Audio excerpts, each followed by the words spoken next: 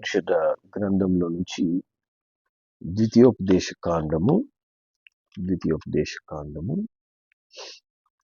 8వ అధ్యాయం 5వ వాక్యాన్ని మనము చదువుకుందాం. ద్వితీయోపదేశ కాండం 8:5. ఒకడు తన కుమారుని ఎట్లు శిక్షించునో అట్లే నీ దేవుడైన యెహోవా నిన్ను శిక్షించువాడని నీవు తెలుసుకొని. హల్లెలూయా. కాబట్టి దేవుని వాక్యం ఇక్కడ చెప్తుంది, దేవుడు కుమారుని శిక్షించినట్లు మనను శిక్షిస్తాడంట. మనము అనుకోవచ్చు, దేవుడు నన్ను ప్రేమించేవాడు కదా, దేవుడు నన్ను శిక్షిస్తాడా? దేవుడు ప్రేమే చూపించాలి కదా, మరి శిక్ష కూడా దేవుడు నాకు ఇస్తాడా అంటే, దేవుడు చెప్తున్నాడు, ఆయన తన కుమారులుగా మనల్ని చూస్తాడంట, తన బిడ్డలుగా మనల్ని చూస్తాడు. కాబట్టి ఒకడు తన కుమారుని ఎలా శిక్షిస్తాడో అదే విధంగా దేవుడు మనను శిక్షించువాడై ఉన్నాడు. ఆయన శిక్ష మనలను సరిచేస్తుంది, మనలను క్రమములోనికి నడిపిస్తుంది. ఆయన శిక్ష మనలను మన జీవితాల్లో దేవుని చిత్తాన్ని నెరవేరుస్తుంది. హల్లెలూయా. కాబట్టి కీర్తనకారుడు చెప్తాడు, 94వ కీర్తన 12వ వచనంలో ఆయన ఈ విధంగా చెప్తాడు, యెహోవా నీవు శిక్షించువాడు, నీ ధర్మశాస్త్రమును బట్టి నీవు బోధించువాడు ధన్యుడు. హల్లెలూయా. కాబట్టి దేవుని ద్వారా శిక్ష పొందుకునేవాడు ఎవరంట? ధన్యుడు అని దేవుని వాక్యం చెప్తుంది. దేవుడు మనలను శిక్షించినప్పుడు మనము తెలుసుకోవాల్సిన సత్యం ఏంటంటే, దేవుడు తన కుమారుడుగా మనల్ని చూస్తున్నాడు. ఆయన బిడ్డగా మనల్ని చూస్తూ మనను సరిచేస్తున్నాడు. ఇప్పుడు లోక సంబంధమైనటువంటి తల్లిదండ్రులు మనం గమనిస్తే కొన్నిసార్లు తల్లిదండ్రులు కోపపడాల్సిన పరిస్థితి వస్తుంది. తల్లిదండ్రులు మనం తప్పు చేస్తున్నప్పుడు వారు సరిచేస్తారు. ఆ శిక్ష ఎందుకోసము? మనము మన జీవితాన్ని సరిచేసుకోవడానికి, మనము బాగుపడడానికి, మన తప్పులు తెలుసుకోవడానికి. అట్టని చెప్పి మనము శిక్షిస్తున్న తండ్రిని విడిచి మనం వెళ్ళిపోతామా? మన తల్లిని తోసివేస్తామా? దేవుడు ఏ విధంగా తల్లిదండ్రులు బిడ్డల్ని శిక్షిస్తాడో అదే విధంగా దేవుడు కూడా శిక్షిస్తాడంట. సామెతల గ్రంథం 29వ అధ్యాయము 17వ వచనం. సామెతలు 29:17లో దేవుని వాక్యం చెప్తుంది, నీ కుమారుని శిక్షించినడల అతడు నిన్ను సంతోషపరచును, నీ మనసుకు ఆనందము కలగజేయును. హల్లెలూయా. కాబట్టి కుమారుడు శిక్షిస్తే కుమారుడు ఏం చేస్తాడంట? సంతోషపరుస్తాడంట. హల్లెలూయా. శిక్షిస్తే సంతోషపరచడం ఏంటి? శిక్షిస్తే అతనికి ఏమవుతుంది? ఆ బిడ్డలకి ఏమవుతుంది? ఆడ 15వ వచనం చెప్తుంది, 29:15లో, బెత్తమును గద్దింపును జ్ఞానము కలగజేస్తుంది. హల్లెలూయా. బెత్తము గద్దింపు ఏం చేస్తుందంట? జ్ఞానం కలగజేస్తుంది. కాబట్టి శిక్షించాల్సిన సమయంలో మనము మన బిడ్డల్ని శిక్షించాలి. అదేవిధంగా దేవుడు ఏం చేస్తాడు? మనలను కూడా కొన్నిసార్లు శిక్షిస్తాడు, మనల్ని సరిచేస్తాడు. అది మనకేం కలగజేస్తుంది? జ్ఞానంను కలుగజేస్తుంది. కానీ అదుపు లేని బాలుడు తన తల్లికి ఏం చేస్తాడంట? అవమానం తెస్తాడు. అంటే శిక్షించకుండా మన బిడ్డల్ని మనం వదిలిపెట్టామంటే ఆ బిడ్డలు ఏం చేస్తారంట? మనకు ఒకరోజు అవమానాన్ని తీసుకొస్తారు. వాళ్ళు చేసే క్రియల వల్ల మనము నిందలు పొందుకుంటాం. అందుకే బెత్తము గద్దింపు అనేది మనకు జ్ఞానాన్ని ఇచ్చి అట్టి గద్దించినటువంటి అంటే జ్ఞానం కలిగి గద్దించాలి. పిల్లలు ఆ, విసుక్కోను అంతగా మనము గద్దించకూడదు, కానీ పరిస్థితిని తప్పిదాన్ని చెప్పి పిల్లలు మనం ఎప్పుడైతే గద్దిస్తామో ఆ బిడ్డలు ఏం చేస్తారంట, మనల్ని సంతోషపరుస్తారు. మన మనస్సుకు వారు చేసే క్రియలు ఆనందాన్ని కలగజేస్తాయి. హల్లెలూయా. ఏ విధంగా మనము మన బిడ్డలని సరి చేయాల్సిన పరిస్థితి వచ్చినప్పుడు సరి చేయాలో, అప్పుడు బిడ్డలు ఆనందాన్ని కలగజేస్తారో, అదే విధంగా దేవుడు కూడా మనల్ని సరి చేయాల్సిన సమయంలో సరి చేస్తారు. అసలు మనం పిల్లల్ని మనం ఎందుకు సరి చేయాలి? ఏం ఏం సరి చేయకుండా వాళ్ళకి ఏం నేర్పించకుండా వదిలిపెట్టేయచ్చు కదా. దేవుని వాక్యం చెప్తుంది, సామెతల గ్రంథం 22వ అధ్యాయము 15వ వచనం. సామెతలు 22:15లో దేవుని వాక్యం చెప్తుంది, బాలుని హృదయంలో మూఢత్వము స్వాభావికంగా పుట్టును, శిక్షా దండము దానిలో నుండి తోలివేయనంట. కాబట్టి పిల్లలు ఎదుగుతూ ఉంటే ఎదిగేటప్పుడే వాళ్ళు ఏం పెరుగుతుంది? మూర్ఖత్వం, మూఢత్వం, లోబడని స్వభావం అనేది పిల్లల్లో వస్తుందంట. దాన్ని మనం ఎలా సరి చేయాలంటే, శిక్షించినప్పుడే ఆ బిడ్డలు బాగుపడతారు. శిక్షించబడిన పిల్లలే ఏమవుతారంట? సంతోష పెడతారంట దేవుణ్ణి. హల్లెలూయా. అందుకే దేవుడు కూడా ఏం చేస్తాడు? తల్లిదండ్రులను సంతోష పెడతారు. అందుకే దేవుడు కూడా ఏం చేస్తాడు? మనలను శిక్షిస్తాడు కొన్నిసార్లు. ప్రకటన గ్రంథము 3వ అధ్యాయం 19వ వచనం మనం చదివితే, ప్రకటన 3:19 ఇక్కడ వాక్యం చెప్తుంది, నేను ప్రేమించు వారిని అందరినీ గద్దించి శిక్షిస్తూ ఉన్నాను కనుక నీవు ఆసక్తి కలిగి మారు మనస్సు పొందుము. కాబట్టి దేవుడు ఎవరిని శిక్షిస్తాడు, ఎవరిని గద్దిస్తాడంటే, ఎవరిని నిజంగా ప్రేమిస్తాడో వారిని శిక్షిస్తాడంట, వారిని గద్దిస్తాడంట. హల్లెలూయా. మనము మన పక్కింటి పిల్లల్ని ఎప్పుడైనా గద్దిస్తామా? మన పిల్లలు మనం గద్దిస్తామా? మన పిల్లల్ని మనం గద్దిస్తాం. పక్కింటి పిల్లల్ని కనుక మనం గద్దించామనుకోండి, నీ పిల్లల్లా వీళ్ళు, నీ పని నువ్వు చూసుకో అంటారు ఒకటే మాట.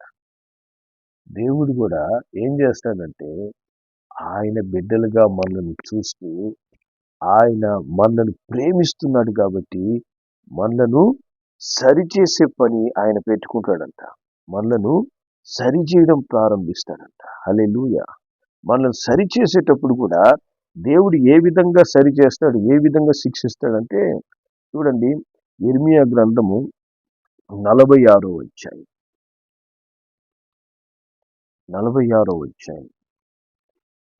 28వ వాక్యాన్ని మనం చదువుదాం. హల్లెలూయా. నా సేవకుడైన యాకోబు, నేను నీకు తోడై ఉన్నాను, భయపడకుము. నేనెక్కడికి నిన్ను చెదరగొట్టితునో ఆ సమస్త ప్రజలను సమూలంగా నాశనం చేసినాను. అయితే నిన్ను సమూల నాశనం చేయను, నిన్ను శిక్షింపక విడువను గాని న్యాయమును బట్టి నేను శిక్షించగలను. ఇదే యెహోవా. కాబట్టి దేవుడు ఏం చేస్తాడంట?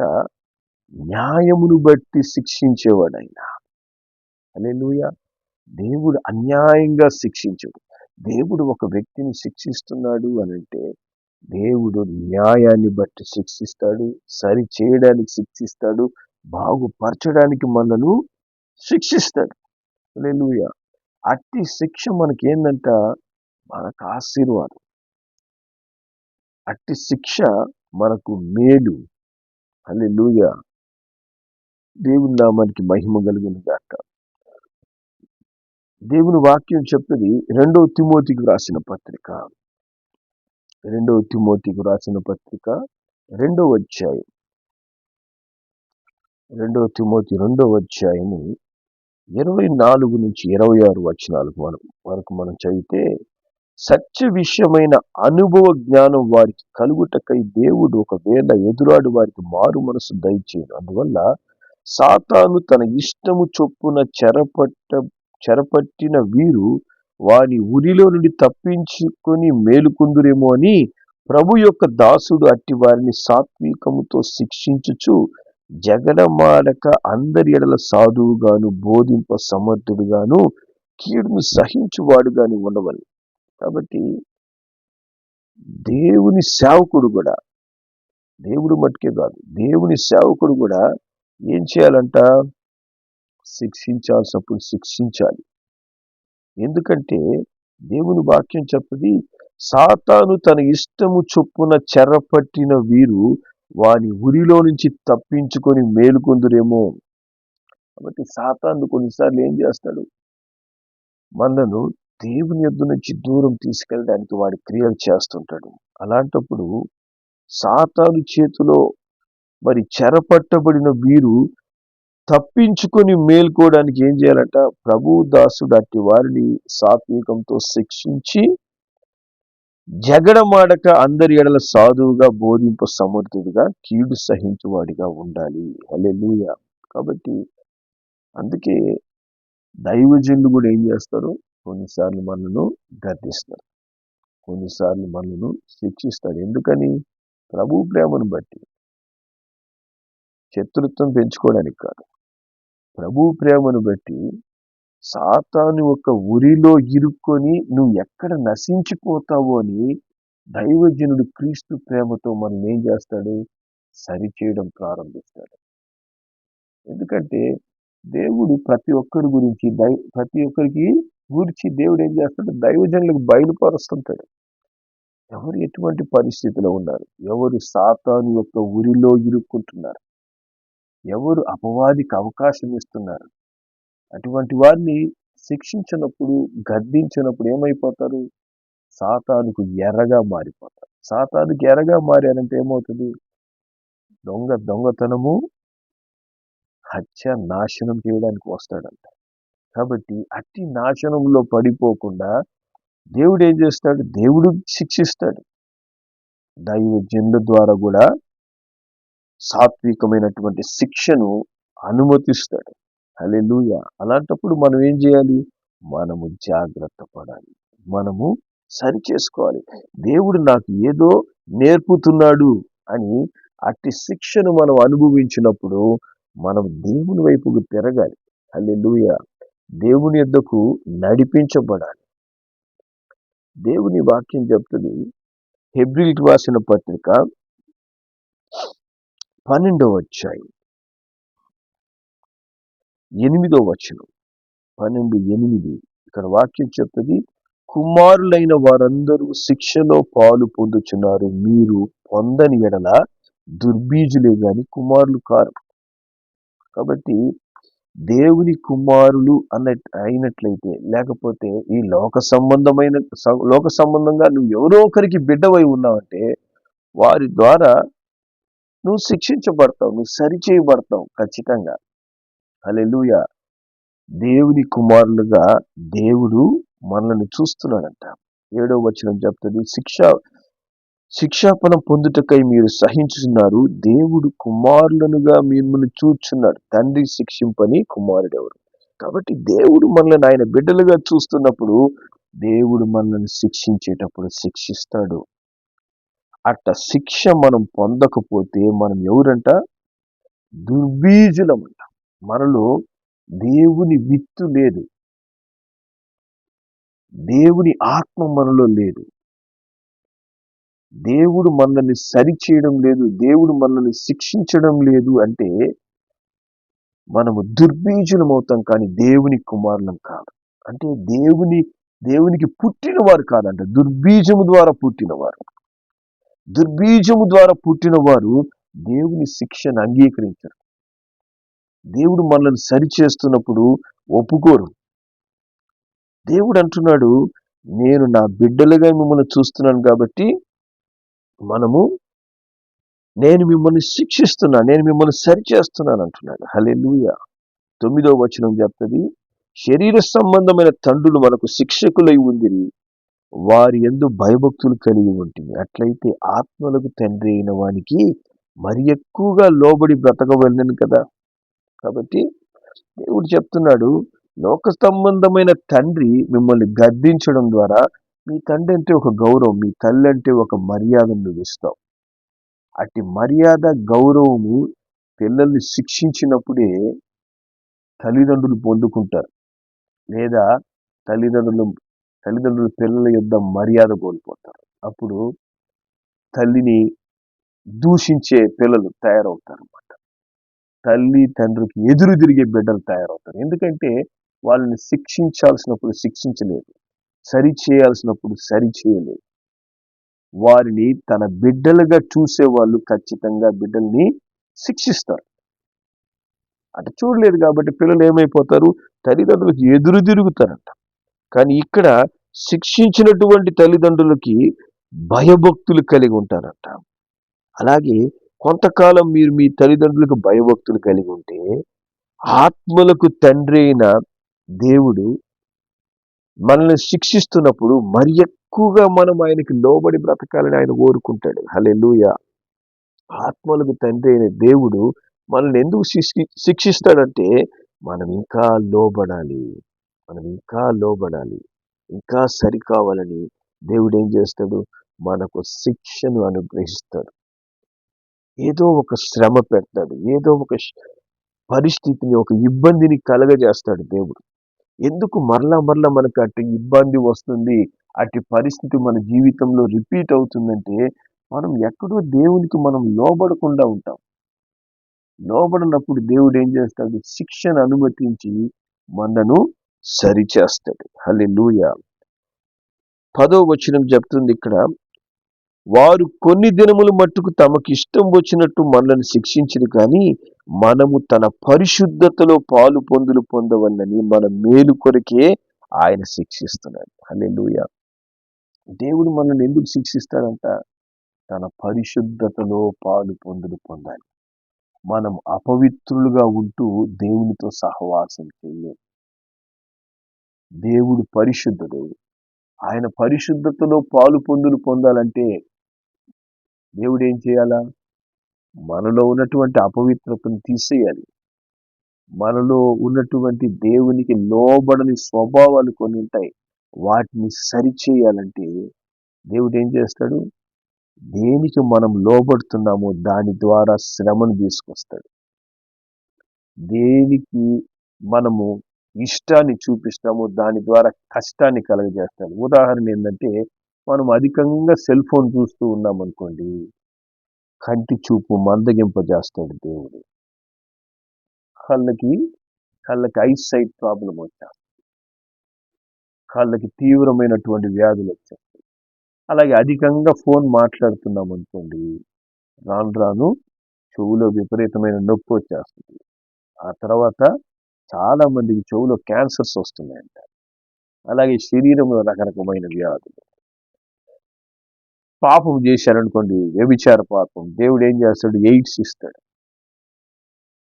ఇట్లా రకరకాల తప్పిదాలు చేస్తున్నప్పుడు దేవుడు ఏం చేస్తాడంటే, మంచిగా మనం వినప్పుడు దేవుడు ఒక శిక్షిస్తాడు. కానీ దేవుని దగ్గరికి నిజంగా పశ్చాత్తాపడి మనం వచ్చినప్పుడు దేవుడు ఏం చేస్తాడు, దాని నుంచి మనకు స్వస్థత ఇస్తాడు. ఖచ్చితంగా దేవునికి అసాధ్యమైంది ఏది లేదు. దేవుడు మనను నిశ్చయంగా దర్శించి మనల్ని సరిచేస్తాడు. అట్టి సరిచేసే అనుభవాన్ని నువ్వు ఎప్పుడు పొందుకుంటావంటే, మనం తిరిగి దేవుని దగ్గరికి వచ్చినప్పుడు, తిరిగి దేవుని యొద్దకు చేరుకున్నప్పుడు. హల్లెలూయా. దేవుడు మనల్ని శిక్షిస్తున్నాడు అన్నప్పుడు మనల్ని ఎక్కడో సరిచేయాలని కోరుకుంటున్నాడని మనం గ్రహించి దేవుని యొద్దకు రావాలి. హల్లెలూయా. అందుకే దేవుని యొద్దకు మనం ఎందుకు రావాలి, ఎందుకు మనల్ని శిక్షిస్తున్నాడంట, మనం పరిశుద్ధతలో పాలు పొందాలి. లోకంలో పాలు కాదు, పరిశుద్ధతలో పాలు పొందాలంటే మనలో ఉన్నటువంటి ప్రతి లోక సంబంధమైన క్రియను దేవుడు తీసివేసేస్తాడు. దేవుని దగ్గర మనము దాచుకునే రహస్యాలు ఏమీ ఉండవు. మన అంతరంగము, మన యొక్క జీవిత విధానం ఎలా ఉందని దేవునికి స్పష్టంగా తెలుసు. అందుకే మనం లోబడేంత వరకు దేవుడు శిక్షను అనుమతించి తర్వాత మనం సరైనప్పుడు ఆయన పరిశుద్ధతలోనికి మనలను చేర్చుకుంటాడు. అందుకే దేవుడు ఏమంటున్నాడు, నేను ప్రేమించు వారిని గద్దించి శిక్షిస్తున్నాను కాబట్టి నువ్వేం చేయాలా, మారు మనసు పొందుకో. హల్లెలూయా. మన మనస్సు మారాలంట. మన మనసులో ఉన్నటువంటి కల్మషాన్ని, అపవిత్రతను మనం తీసివేసుకున్నటువంటి మరుక్షణం దేవుడు ఏం చేస్తాడు? తన యొద్దకు చేర్చుకుంటాడు. హల్లెలూయా. తప్పిపోయిన కుమారుడు మరి తప్పిపోయి పందుల దగ్గర ఉన్నప్పుడు తండ్రి అతని దగ్గరికి పరిగెత్తలేదు. పందుల దగ్గర ఉన్నాడు నా నా బిడ్డ అని చెప్పాడు. దేవుడు అతను మారు మనసు పొంది తిరిగి వచ్చాడు చూసారా? ఆ శిక్షను పొందుకున్న తర్వాత తిరిగి వచ్చాడే, అప్పుడు తండ్రి చేర్చుకుంటున్నాడు. అప్పుడు దేవుడు క్షమిస్తున్నాడు అతన్ని. తండ్రి క్షమిస్తున్నాడు. హల్లెలూయా. అంతేగాని మనము లోకంలో ఇరుక్కుపోయినాం అంటే లోక సంబంధ క్రియల్లో మనము విడిచిపెట్టకుండా ఉంటున్నామంటే దేవుడు శిక్షను అనుమతిస్తూ ఉంటాడు. ఎందుకంటే మనల్ని ఆయన ప్రేమిస్తున్నాడు కాబట్టి. మనల్ని ప్రేమిస్తున్నాడు కాబట్టి కొన్ని దేవుడు అనుమతిస్తాడు. అనుమతించి ఆ శిక్ష ద్వారా మనల్ని సరిచేసి తిరిగి తన పరిశుద్ధతలోనికి చేర్చుకుంటాడు. హల్లెలూయా.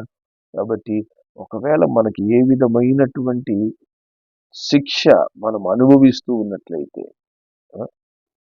మనము ఎక్కడ సరి చేసుకోవాలో దాన్ని మనం పరీక్షించుకోవాలి. దేవుడు నన్ను ప్రేమించి నేను తన పరిశుద్ధతలో పాలు పొందుకోవాలని ఈ శిక్షను అనుమతించాడు అని మనం గ్రహించి ప్రభువుకు మనం లోపడాలి. ప్రభు యొద్దకు మనం తిరిగి రావాలి. హల్లెలూయా. ఆ విధంగా దేవుని యొద్దకు మనం చేరుకున్నప్పుడే మనకు నిజమైనటువంటి సమాధానం, ఆశీర్వాదం, పరిశుద్ధత, మారు మనస్సు, రక్షణానందం దేవుడు మనలో పుట్టిస్తాడు. హల్లెలూయా. దేవుని నామానికి మహిమ కలుగును గాక.